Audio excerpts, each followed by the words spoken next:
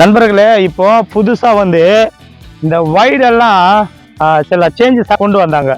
உங்களுக்கு தெரியும், இந்த லைன் போடுறாங்கல்லவா, இந்த லைன் வந்து எந்த மெஜர்மெண்ட்ல போடுறாங்கன்றது உங்களுக்கு டவுட் இருக்கலாம். இப்போ நான் ஒன்று சொல்றேன் பாருங்களா, சிம்பிளான ஒரு மெஜர்மெண்ட்டுவே. உங்களுடைய பேட் இருக்கல்ல, இந்த ஹேண்டில் மட்டும் விட்டுருங்க.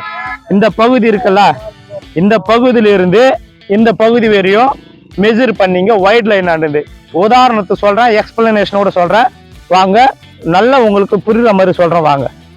இப்போ ஸ்டெம்ப் இங்க இருக்குன்னு வச்சிங்களா, இது ஆல்ரெடி வைடு லைனு, இது லெஃப்ட் ஹேண்டருக்கு ஆஃப் சைடு வைட் லைன். இந்த வைட் லைன்லேருந்து இந்த வைட் லைனுக்கு நீங்கள் சிம்பிளாக செய்ய வேண்டியதுன்னா இந்த இங்கே முன்னாடி, அதாவது ஆக்சுவலாக பின்னாடி கால்குலேஷன் பண்ணுவாங்க, அப்படி பண்ணுறது சரியாக வராது. ஏன்னா பேட்ஸ்மேன் இங்கே நிற்பான், இந்த க்ரீஸ் ஆண்ட நிற்பான்றதுனால இந்த க்ரீஸ் ஆண்டதான் கரெக்டாக வரும். ஸோ இங்கேருந்து இப்போ பாருங்கள், உங்களுக்கு புரியுற மாதிரி இந்த ஹேண்டில் பகுதியை விட்டுருங்க. அந்த லைன் ஆண்ட இங்கேருந்து வச்சு இந்த எட்ஜ் இங்கே ஒரு கோடு போட்டுங்க. அதே போல் இந்த இடம் அந்த ஹேண்டில் பகுதி அந்த போட்டிங்களன்னா இப்போ கரெக்டாக வந்துடும். இதே மெஜர்மெண்ட்ல இங்கேயும் இப்போ பாருங்க, இப்போ இந்த சைடும் போட்டிங்களன்னா இந்த மார்க்கு இந்த மார்க்கு ஒரு லைனு சேம். அதே போல இது வந்து ரைட் ஹேண்ட் பேட்ஸ்மேனுக்கு. ஸோ இப்போ பாருங்களேன், இப்போ ரைட் ஹேண்ட் பேட்ஸ்மேன் இங்கே விளையாடுறான் அப்படின்னு சொன்னால் இந்த லைனுக்குள்ளே போனால் பால் ரைட்டு, வைடு கொடுக்க மாட்டாங்க.